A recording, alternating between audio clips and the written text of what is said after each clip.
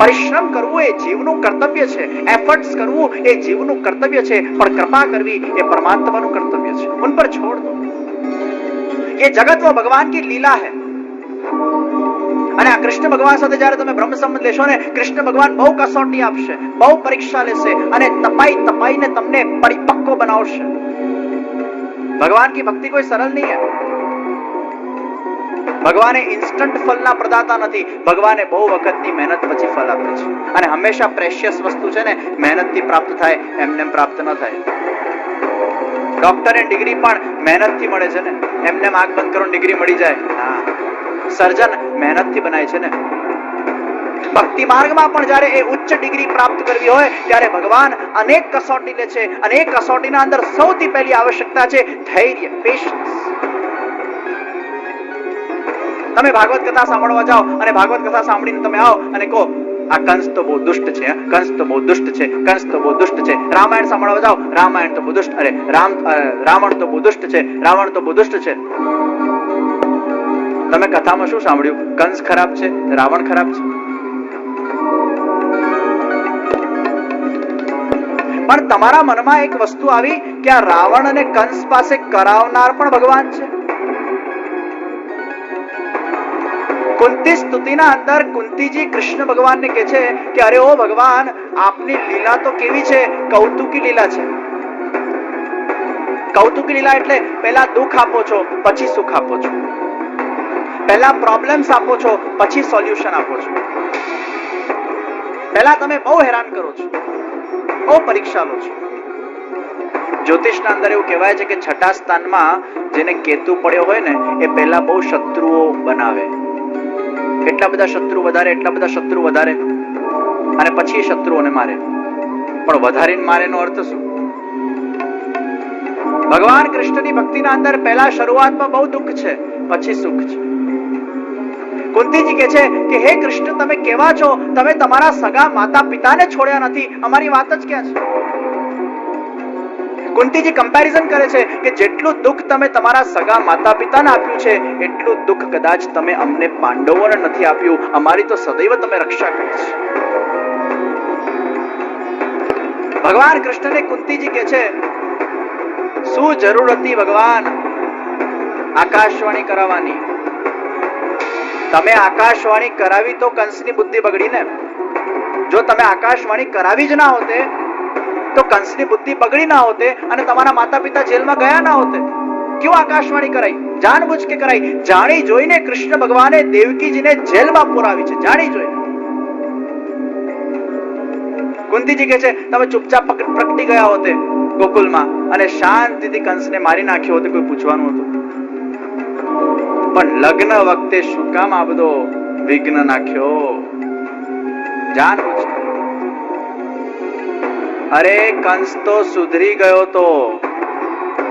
એને વિચાર્યું કે મને તો 8મો મારવાનો છે ને, હું 7ની હત્યા કરીને શા માટે મારા પાપનો ભંડાર ભરું? ત્યાં કૃષ્ણને ટેન્શન તો આ ક્યાં સુધર્યો? રહી નારદજીને મોકલ્યા, જાઓ એને સમજાવો કે 8 છોકરાને ગોલ કુંડાળામાં ભેગા કરો તો કોઈ પણ 8મો હોઈ શકે ને, કોઈ પણ 7મો હોઈ શકે ને, કોઈ પણ પહેલો હોઈ શકે. પાછી બુદ્ધિ બગાડી. બુદ્ધિ બગાડનાર પણ કૃષ્ણ છે. આપણને પ્રશ્ન થાય કે આ કૃષ્ણ લીલાના અંદર આખી દુનિયા કે છે કંસ ખરાબ, કંસ ખરાબ, કંસ ખરાબ, પણ એને ખરાબ બનાવ્યો કૃષ્ણ જ છે. તો કોણ ખરાબ, કૃષ્ણ કે કંસ? ડિરેક્ટર એ જેમ ડિરેક્ટ કરશે એમ જ ફિલ્મમાં બધા એક્ટિંગ કરશે ને. તો એમાં કોઈનો રોલ ખરાબ જો કોઈએ બનાવ્યો છે અને રોલ જે પ્લે કરી રહ્યો છે એનો દોષ કે ડિરેક્ટરનો દોષ? આ જગતના ડિરેક્ટર અમારા કૃષ્ણ છે. આ જગતના પ્રોડ્યુસર અમારા કૃષ્ણ છે. અને ભગવાને પોતાની લીલા કરવા માટે આપણા બધાને પ્રગટ કર્યા છે.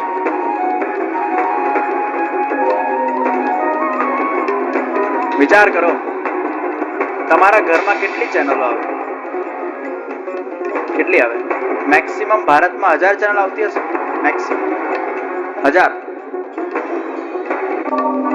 કૃષ્ણ ભગવાન શું કરે છે ખબર છે? આપણા બધાને પ્રગટ કરીને આપણી જ ફિલ્મ ઉતારે છે. એ તો નિત્ય લીલામાં બિરાજમાન હોય શાંતિથી. આપણા પાસે 1000 ચેનલ છે ને, ભગવાન કૃષ્ણ કહે છે મારા પાસે તો કરોડો ચેનલ છે. ભગવાન કૃષ્ણ કહે છે મેં પોતે આ જીવને પ્રગટ કર્યો, આ મનુષ્યને પ્રગટ કર્યો, અને આ વિશ્વમાં કરોડો ઘરો છે ને, એક એક ઘર મારી ચેનલ છે. કોઈ ઘરની ચેનલ ચાલુ કરે, ભગવાન એમાં સાસુ ઝઘડતી હોય. કોઈ ચેનલ ચાલુ કરે એમાં ઇમોશનલ સીન ચાલતું હોય. કોઈ ચેનલ ચાલુ કરે એમાં કંઈક થતું હોય. કોઈ ચેનલ ચાલુ કરે એમાં પાર્ટી ચાલતી હોય, ક્યાંક થતું હોય એમાં કઈ ભક્તિ ચાલતી હોય. આમ હો. અને ભગવાન કે આટલી બધી ચેનલો છે મારી, અને આ બધી ચેનલોમાં મેં જ પોતે આ બધાને પ્રગટ કર્યા છે. અને આ બધા અંદર અંદર ઘણી વાર ભગવાન હસતા હોય આપણા લોકો પર કે આ મનુષ્ય બધા કેટલી ઝીણી ઝીણી વાત પર ઝઘડતા હોય છે. કદાચ આપણે કીડીઓને ઝઘડતા જોતા હોતે, કદાચ આપણે કીડીઓના ઇમોશન્સને સમજી શકતા, અને આપણને આમ દેખાય કે કીડી ઝઘડે છે, કીડી ઝઘડે છે, તો આપણે કેવા હસીએ, કીડી ઝઘડે છે, કીડી શું ઝઘડે? કેમ? તારા પાસે જેટલો આત્મા છે એટલો કીડીમાં છે. આપણા પાસે મન છે તો કીડીમાં મન હશે, એને દુઃખ થતું હશે, એને સુખ થતું હશે. કીડી જ્યારે ઝઘડે ત્યારે આપણે હસતા હોઈએ છીએ, કીડી ઝઘડે છે. એમ ભગવાન પણ જ્યારે આપણને ઉપરથી જોતા હશે ને, ત્યારે આપણે બધા કેવા છે, કીડી જેવા. અને ભગવાન જ્યારે જોયે કે આ મનુષ્ય કીડી જેટલી નાની બાબત ઉપર ઝઘડી રહ્યા છે, દુઃખી થઈ રહ્યા છે, ત્યારે ભગવાન પણ ઉપર બેઠા બેઠા કહેશે વાહ ક્યાં સીન થા, ક્યાં સીન. ભગવાનની કરોડો ચેનલ્સ છે, આ ભગવાનનું ડિરેક્શન છે. પણ આ ડિરેક્શન ના અંદર આપણે બધા ભૂલી ગયા છે કે ભગવાનની પિક્ચરમાં આપણે કામ કરી રહ્યા છીએ. અમિતાભ બચ્ચન જ્યારે કોઈ પિક્ચરના અંદર કોઈ રોલ પ્લે કરતો હોય ને, ત્યારે અમિતાભ બચ્ચન જાણતો હોય છે એના મૂળ સ્વરૂપને કે હું અમિતાભ બચ્ચન આ ફલાણા ફલાણા રોલને પ્લે કરી રહ્યો છું. અને અમિતાભ બચ્ચન જો વિલન બનશે ને તો પણ એને ખબર છે કે હું અમિતાભ બચ્ચન એ વિલનનો રોલ કરું છું, હું સાચે વિલન નથી પણ બનાવવામાં આવ્યો છું. એને જ્ઞાન છે. પણ ધારો કે એક ક્ષણ માટે અમિતાભ બચ્ચન એવું ભૂલી જાય કે હું અમિતાભ છું, અને પોતાના જાતને ખરેખર વિલન માની બેસે, અને ખરેખર પિક્ચરમાં કોઈની હત્યા થઈ જાય તો એને સજા મળે કે નહીં? ભગવાનની આ ફિલ્મના અંદર, ભગવાનની લીલાના અંદર કંસને વિલનનો રોલ આપવામાં આવ્યો છે, પણ એ વિલનના રોલને પ્લે કરતા કરતા કંસ એ ભૂલી ગયો છે કે આ ફિલ્મમાં હું કામ કરી રહ્યો છું. એ પોતાના જાતને ખરેખર વિલન માનીને કર્મ કરે છે, એટલે કર્મના બંધનમાં પડે છે અને એ દોષી ખરો. આપણે બધા પણ આ જગતરૂપી ભગવાનની લીલાના અંદર આપણે બધા એવું માનીએ છીએ કે હું કરું છું, મારા દ્વારા થાય છે.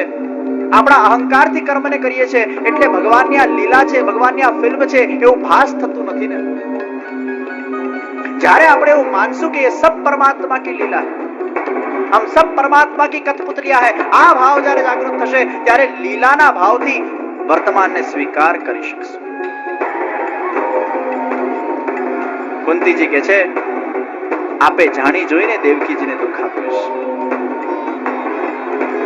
દેવકીજી અને વસુદેવજી જેલમાં પુરાયા, પણ એમના મોઢા ઉપર દુઃખનો નામો નિશાન નથી. એ આંસુ પણ આવ્યા નથી આંખના અંદર. એમને શ્રદ્ધા છે, વિશ્વાસ હતો કે ભગવાન જ્યાં મારા ઘરે સાક્ષાત પ્રગટ થવાનો હોય પછી મને દુઃખ શા? ભગવાન તો પ્રગટ થઈને ગયા ગોકુલમાં, માખણ મિશ્રી ખાધા, રાસ કર્યા, કેટલું બધું આનંદ કર્યું, અને પછી કેટલા વર્ષો પછી કંસનું વધ કર્યું, અને પછી જેલના બારણા ખોલ્યા ત્યારે દેવકીજી એવું બોલ્યા, કેટલા મોડા આવ્યા. આજની જો દેવકીબેન કે સીતાબેન હોય ને, એના અંદર ક્યાં ધૈર્ય છે? ભગવાન મને જ દુઃખ આપે છે, ભગવાન મારા સાથે જ આવું કરે છે, ભગવાન તો આવો છે, ભગવાન તો તેવો છે, ને ફલાણો છે, ને ઠેકાણ. आज के देवकी बहन या आज के सीता बहन के अंदर वो धैर्य का है? परमात्मा ने लीलाना अंदर भक्ति जो स्वार्थ भावनाથી કરવામાં આવશે તો અંતમાં દુઃખ મળશે, શરૂઆતમાં સુખ મળશે. અને શરૂઆતમાં ભક્તિ જો નિસ્વાર્થ ભાવે કરવામાં આવશે ને, અંતમાં સુખ મળશે, શરૂઆતમાં દુઃખ મળશે. ये बहुत बड़ी कसौटी है. અને એ કસોટીમાં આપણે પાર થવાનું છે, એ પરીક્ષામાં પાર થવાનું છે. ભગવાન અનેક કસોટી લેશે. नटखट है ना भगवान, अनेक लीला कर सकते, और लीला करके वो खुद आनंदित होंगे, लेकिन हम दुखी होते हैं. लेकिन जिसके लक्ष्य के अंदर कृष्ण भगवान है ना, वो कभी भी अपने आप को दुखी महसूस नहीं करता, जिसको कृष्ण पर विश्वास आस्था है। શ્રીનાથ ચરિત્રના અંદર એક આવો જ પ્રસંગ, બુંદેલખંડની સીમામાં એક રાજાનો બહુ વફાદાર ચાકર અને આ ચાકરનો છોકરો. આ છોકરો જન્મતાના સાથે કૃષ્ણનો જપ કર્યા કરે, કૃષ્ણ નામની ધૂન બોલાવ્યા કરે. એને કૃષ્ણના અંદર એટલી બધી શ્રદ્ધા હતી. એના પિતા એ રાજાના ચાકર હતા, રાજાની ખૂબ વફાદારીથી ચાકરી કરે. એકવાર પિતાજીએ પોતાના છોકરાને કહ્યું, બેટા ચલ તને રાજા પાસે લઈ જાઉં. રાજાને જેટલા નમીએ ને એટલા ગમીએ. છોકરો કહે છે, પિતાજી મને તમારા રાજા વાજામાં કશું ઇન્ટરેસ્ટ નથી, હું તો વંદન કરીશ તો મારા કૃષ્ણને કરીશ, કૃષ્ણ સિવાય મને કોઈને વંદન કરવામાં રસ નથી. પિતાએ બહુ સમજાવ્યો, બેટા તને આ શું થઈ ગયું છે? હજી તારી 12 કે 13 વર્ષની કુમળી વય છે ને તું, આપણે કઈ ભણ્યા નથી, કોઈ વ્યાપાર કરતા નથી, આપણા જીવનનું ગુજારણ આપણે કેવી રીતે ચલાવશું? અરે પિતાજી, શું આ વિશ્વનું ગુજારણ તમારો રાજા ચલાવે છે? અરે પિતાજી, આ વિશ્વનું ગુજારણ તો છે ને અમારા ભગવાન ચલાવે છે, કે તમારા રાજા નથી ચલાવતા. તમને રાજાની ચાકરી કરવી હોય તો કરો, હું રાજાની ચાકરી નથી કરવા. પિતાજીને થયું આ કોઈ વૈરાગી કે સત્સંગીનો સંગ થયો લાગે છે, આની બુદ્ધિ ભ્રમિત થઈ ગઈ છે. પડોશીને પિતાજીએ કહ્યું, કોઈ પણ સત્સંગી વૈરાગી આવે એને મારા છોકરાને મળવા દેતા નહીં, એની બુદ્ધિ ભ્રષ્ટ થઈ ગઈ છે. પડોશીમાંથી વાત વહેતી વહેતી પહોંચી ગઈ રાજા સુધી. અને જ્યાં રાજાને ખબર પડી છે કે આ રજપૂતનો છોકરો એ મને સલામ ભરવાની પણ ના પાડે છે, ત્યાં રાજા ક્રોધે ભરાયો છે. હે રાજપૂત, તારા છોકરાની આ મજાલ કે અમને સલામ ભરવાની ના પાડે છે. બહુ શાહુકારનો છોકરો છે કે અમને સલામ ભરવાથી પણ એને શરમ આવે છે. તે જ એને બગાડ્યો છે. મહારાજ, કોઈ વૈરાગીનો સંગ થયો લાગે છે. મારો છોકરો પહેલા આવો નહોતો, અચાનક ખબર નહીં શું થઈ ગયું એને. જો રાજપૂત, કાલ સુધી આ છોકરાને દરબારમાં હાજર કર, અને જો કાલે આ છોકરો દરબારમાં નહીં આવે તો અમે તમને બંનેને સજા કરીશું. ધ્રુજતો પિતાજી ઘરે ગયા છે. ઘરે જઈને છોકરાને બહુ સમજાવે છે, બેટા મારા ખાतिर એકવાર તું રાજાના દરબારમાં જઈને એને સલામ ભરી લે, નહીં તો આપણા બંનેને સજા થશે. છોકરો કહે છે, મને તમારા રાજાનો કોઈ ભય નથી. બગાડીને તમારો રાજા મારો શું બગાડી શકવાનો?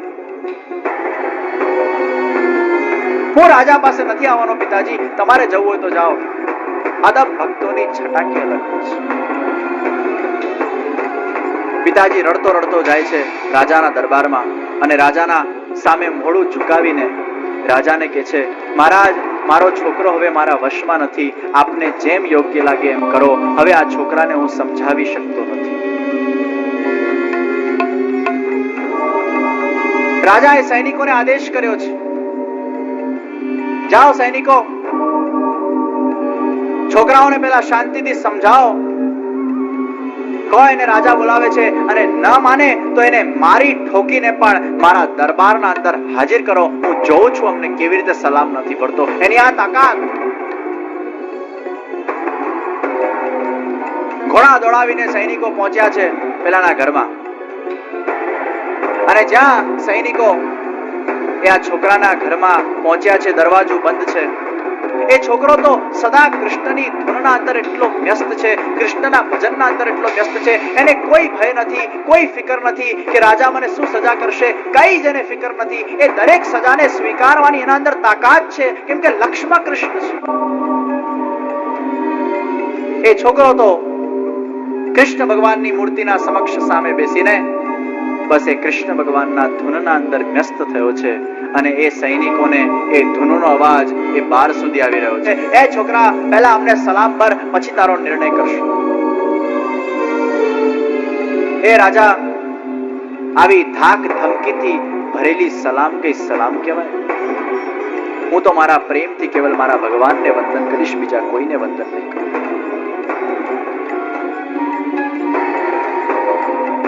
બહુ શાહુકારનો દીકરો છે, તારી આ હિંમત. સૈનિકો જાઓ, આ છોકરાને કેદખાનામાં પૂરો, રોજના 25 કોડા એને મારો, અતિશય દુઃખ આપો, ભૂખ્યો રાખો, તરસ્યો રાખો, એને હેરાન કરો, અને જ્યાં સુધી સલામ ભરવા માટે એ યોગ્ય રીતે અમારા પાસે આવવાની હા ના પાડે ત્યાં સુધી એને ખૂબ મારો. હવે આ ભક્તની કસોટીનો આરંભ થયો છે. કુમળા શરીર ઉપર એક બાજુ ચાબુકના ચાક પડી રહ્યા છે, પેટમાં એક બાજુ ભૂખની આગ છે, બીજી બાજુ શરીર ઉપર ચાબુક પડી રહ્યા છે. અતિશય દુખી થઈ રહ્યો છે આ છોકરો, પણ એના મોઢા ઉપર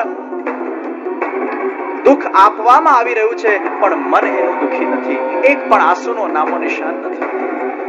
મારવા વાળો જોરથી સટાક કરીને કોડો મારે, પૂછે, બોલ સર્વોતો તારણહાર કોણ? કૃષ્ણ. સટાક કરીને એક ચાબુક પડે, સટાક કરીને બીજો ચાબુક પડે. એ આખી બુંદેલખંડની સીમાના અંદર એ બુંદેલખંડની ઈંટ એ કૃષ્ણ ભગવાનને પુકારી રહી છે. એ છોકરાના મનમાંથી કૃષ્ણ કૃષ્ણ કૃષ્ણ કૃષ્ણના નામની ગૂંજ નીકળી રહી છે. એક પણ ચાબુકનો ઘાવ એને ભયભીત કરી રહ્યો નથી. આટલા બધા દુઃખ આપવામાં આવતા છતાં એ છોકરાના મનમાં ક્યાંય દુઃખનો નિશાન નથી, આંખમાં ક્યાંય આંસુ નથી.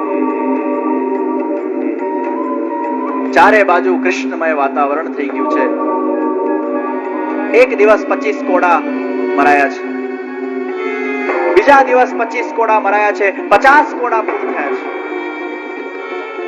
જે મારવા વાળો હતો ને, એને અંદરથી હવે દુઃખ થવા લાગ્યું છે. કદાચ આ છોકરો કોઈ ભગવાનનો અંશ લાગે છે, કોઈ દૈવી જીવ લાગે છે, અને આટલું બધું દુઃખ હું મારા હસ્તે આપી રહ્યો છું, કદાચ હું દોષી ન થાઉં. એ મારવા વાળો, એ મારવા વાળીની જે પત્ની હતી એ રાણીની દાસી હતી.